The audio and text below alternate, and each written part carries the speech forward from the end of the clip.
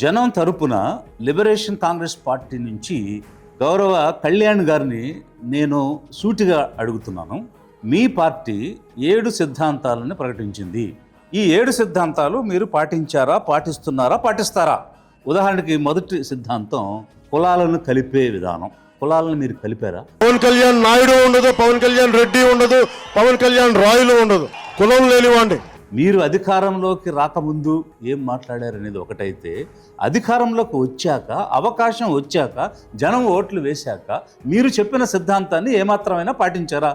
మీ సొంత నియోజకవర్గం పిఠాపురంలో కుల బహిష్కరణ జరిగింది, సాంఘిక బహిష్కరణ జరిగింది.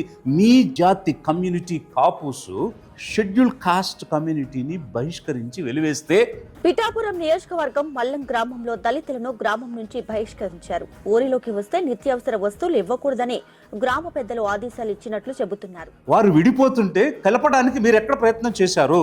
అదే పిఠాపురం నియోజకవర్గంలో చదువు నేర్పించాల్సిన ఒక బడి పంతులు కులం పేరు పెట్టి విద్యార్థుల్ని దూషిస్తే, కుర్రోళ్ళు ఎస్సీ పేట ఏం బేకలేరు, మాల జాతి ఏం బేకలేరు అంటున్నారు. ఎస్ఓలు ఏం కాదు, మీరు ఏమన్నా పెద్ద పుడింగ్లు అనుకుంటున్నారా? ఎస్ఓలు అంటే ఎవరు భయపడరు అని శ్రీనివాస్ సార్ అంటున్నారు.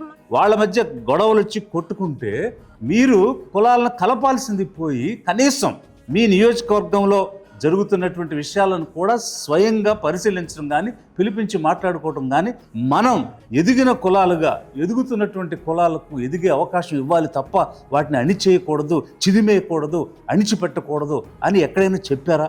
దాన్ని కలపడానికి ప్రయత్నం ఎక్కడైనా చేశారా? జరుగుతున్నటువంటి వారిని తేలిగ్గా తీసేసి కామెంట్స్ చేసి ఉపన్యాసాలలో మాట్లాడారే తప్ప అందులో ఉన్నటువంటి తీవ్రతను కానీ, దానికి గురైనటువంటి బాధితులను కానీ ఎక్కడైనా మీరు పట్టించుకున్నారా?